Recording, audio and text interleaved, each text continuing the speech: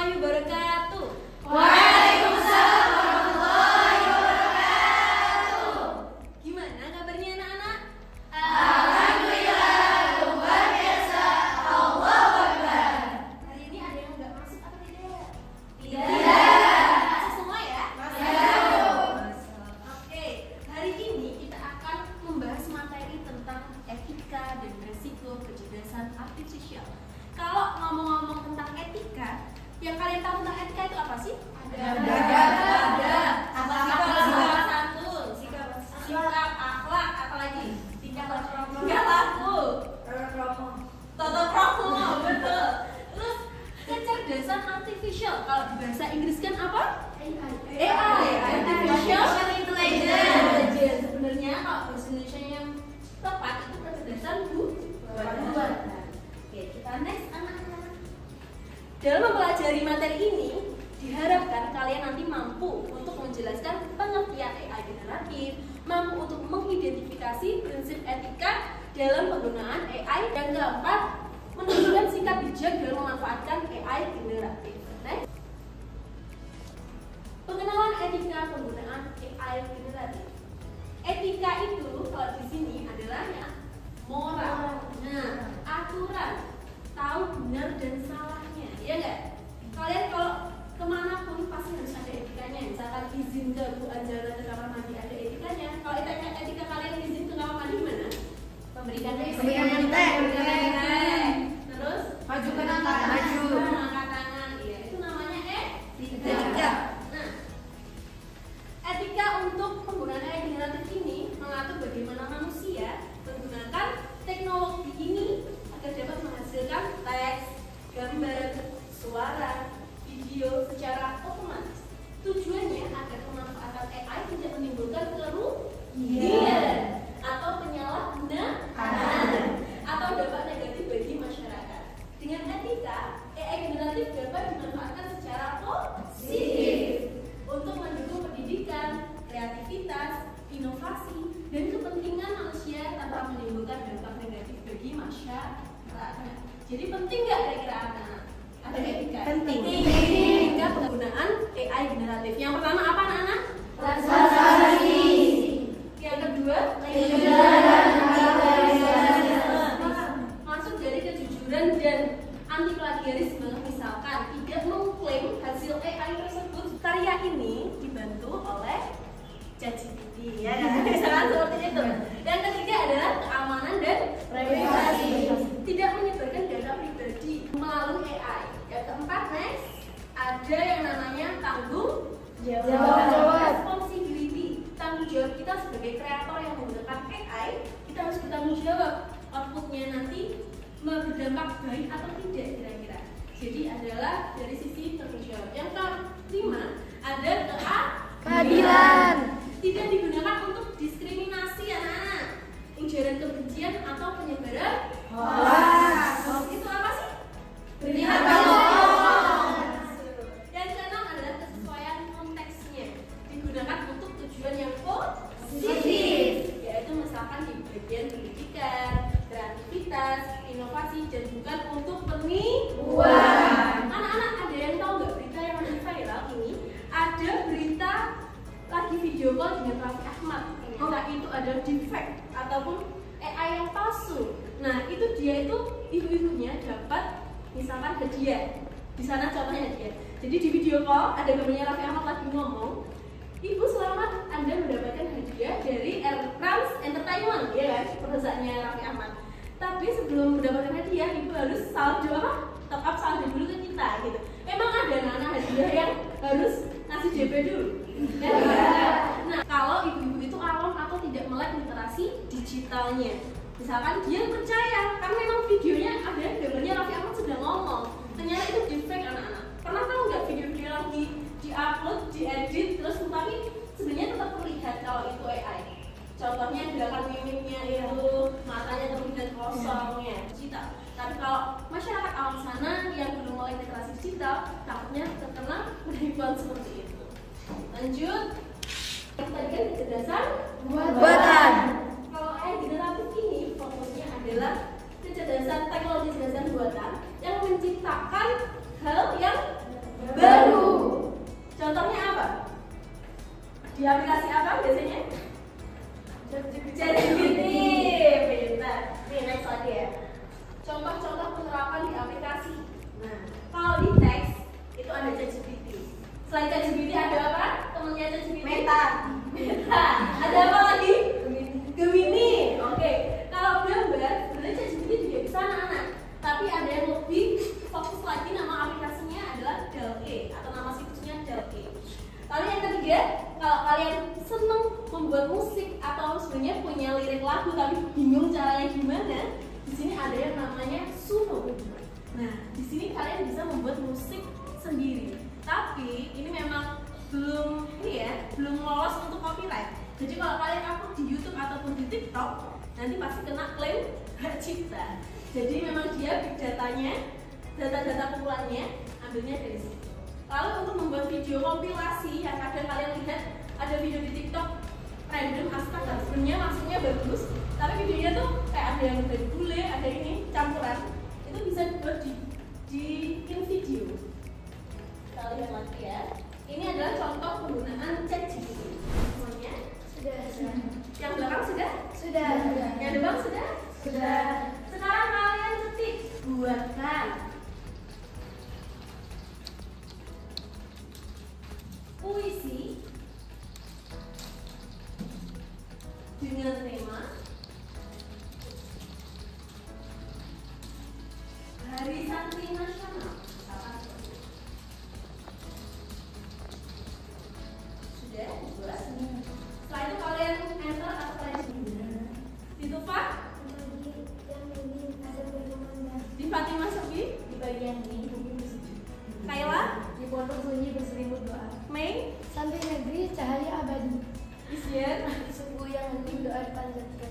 Kira-kira punya kalian dengan teman kalian sama atau tidak? Beda. Kenapa kok ini bisa beda hasilnya padahal promnya sama? Ayo, ada yang tahu nggak? Oh, di tempat yang beda boleh. Otaknya beda, artinya beda. Apa lagi? Yang ketik beda. Jawab beda. Oke, anak-anak, kenapa kok hasilnya beda? Karena ChatGPT ini punya sekali big data. Big data itu kumpulan data yang sangat banyak. Makanya di punya kalian meskipun promnya sama, hasilnya di sini berbeda.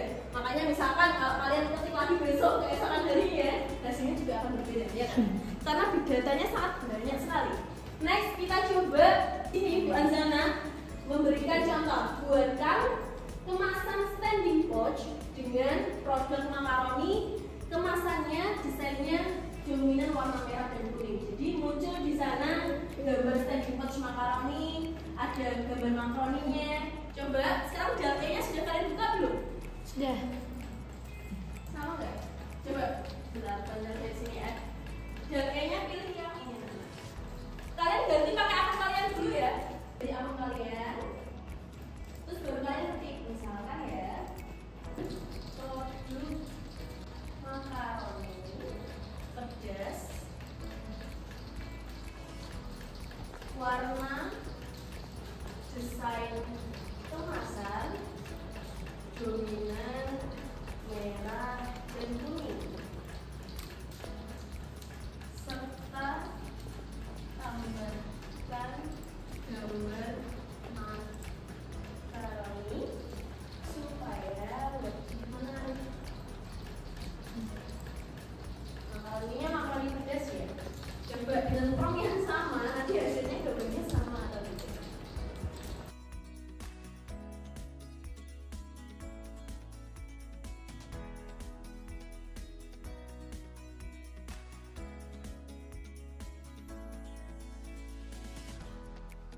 Ini mereknya.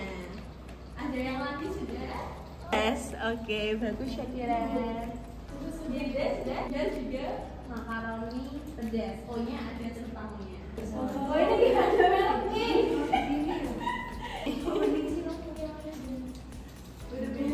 Punyanya Askia sudah? Ini jago enggak sih? Punya Sobi sudah? Tidak ada mereknya.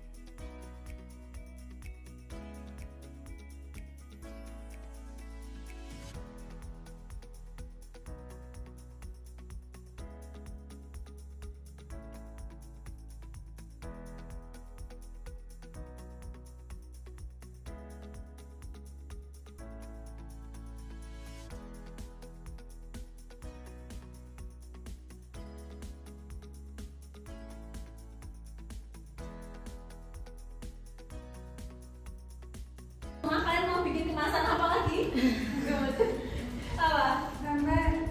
Mama. Oke. Sama melintas dari itu membuat logo, ya kan? Logo. Kalau kalian mau bikin apa itu mungkin logo bisa. Sekarang kita beralih ke Suno, anak-anak. Ini lebih mengasihkan lagi sepertinya. Sekarang kalian buka ChatGPT-nya dulu. ChatGPT kalian tadi dibuka. Diketik lirik lagu, tema, pesantren, ramah, anak. Coba yang muncul nanti seperti apa? Sofi gimana? Di pesantren kan belajar ilmunya akhirat dunia. Oke, Divani gimana tadinya? Oke, sekarang liriknya itu di copy dulu. Di copy, iya dulu. Jadi enggak, yang dari liriknya aja. Semuanya, iya, semuanya di copy. Saja. Coba.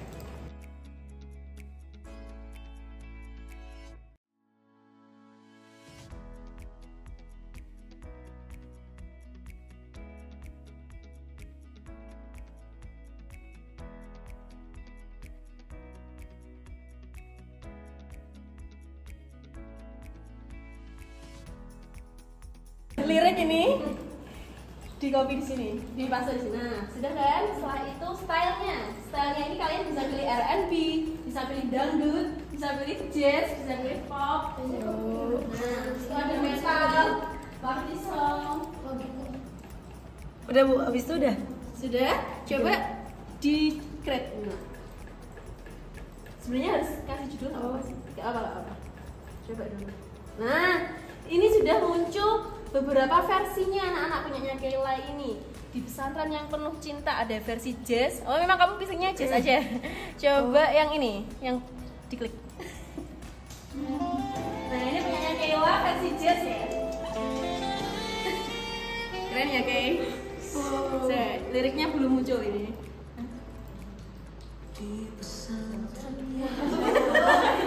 Keren ya? Sebentar, kita mendengarkan punya Kayla dulu. Bisa gitu sih, kamu jadi udah seru sekali.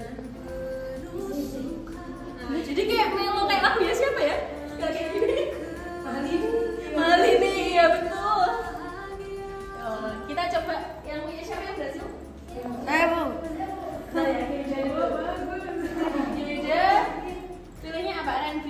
Nah, R&B kayak lebih ceria ya. Oh. Ini punya Geida. Liriknya gimana Kay pertama? Bagus. Ini punya Rizky Febian ya kayaknya. Kalau tadi mahal ini kayak versinya Rizky Febian. Gimana ya?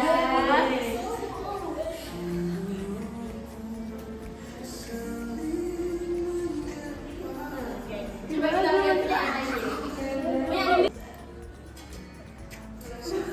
Nah, ini lebih ke asik ya. Tulus ya, lagunya tulus ya.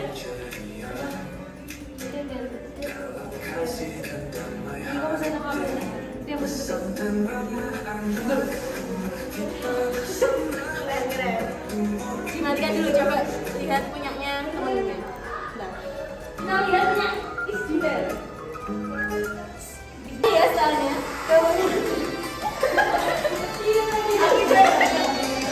Dia mirip style anime ya. Kita coba lihat liriknya gimana.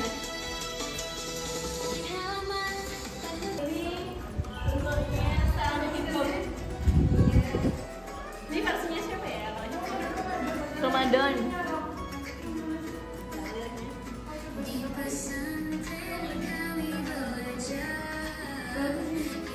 Kira Indrawani. Bagus loh yang ini. Ini dulu sih kawan-kawan. Bagus ini soalnya ada country popnya.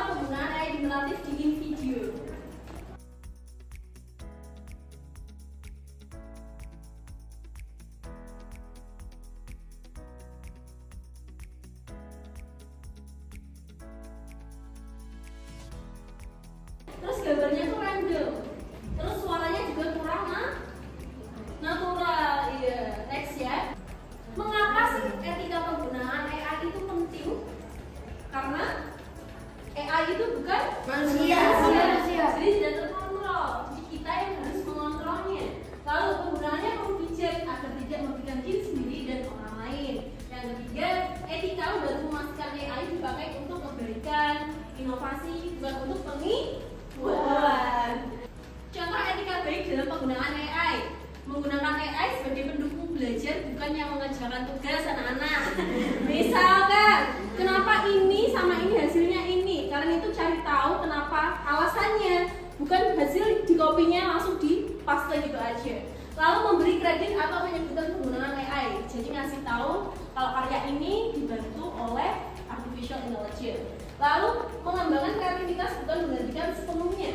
Anak-anak seperti ChatGPT, Gemini, ini itu asisten kalian. Jadi jangan sampai kalian itu ke distract ke sana. Jadi kalian nggak punya ide akhirnya.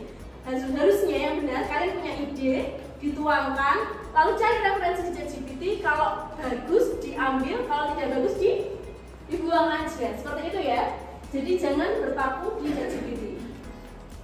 Kesimpulannya, penggunaan AI generatif itu perlu dilandasi etika, tanggung jawab, keadilan, dan menjaga privasi agar teknologi ini tidak menimbulkan penyalahgunaan maupun dampak negatif, melainkan benar-benar bermanfaat untuk mengembangkan kreativitas, inovatif, dan lain sebagainya.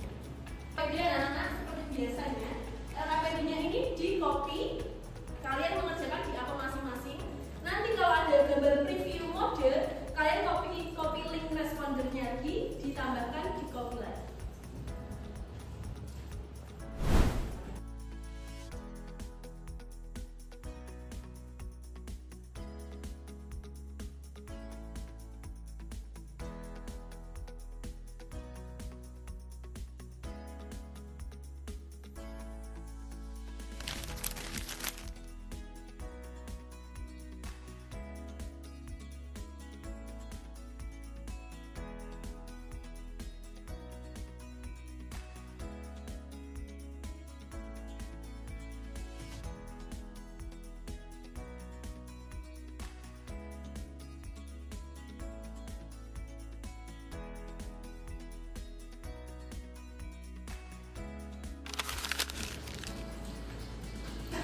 Kelasnya jangan sampai dulu ya, nggak boleh. Tak sediakan kok kelasnya.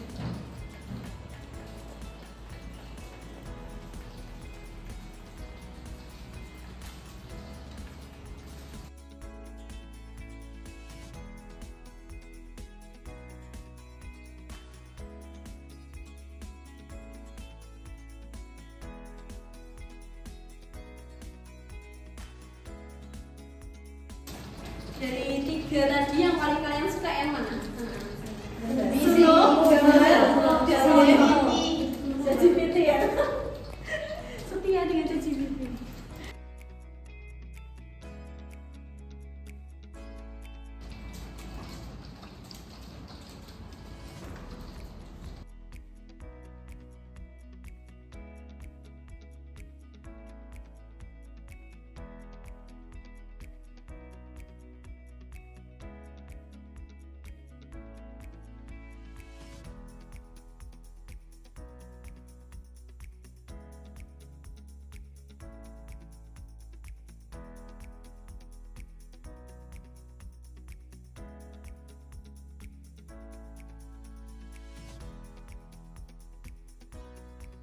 Tidak terasa waktunya sudah habis anak-anak. Terima kasih untuk hari ini. Dan jangan ulang lagi ya, kita tadi belajar apa saja anak-anak?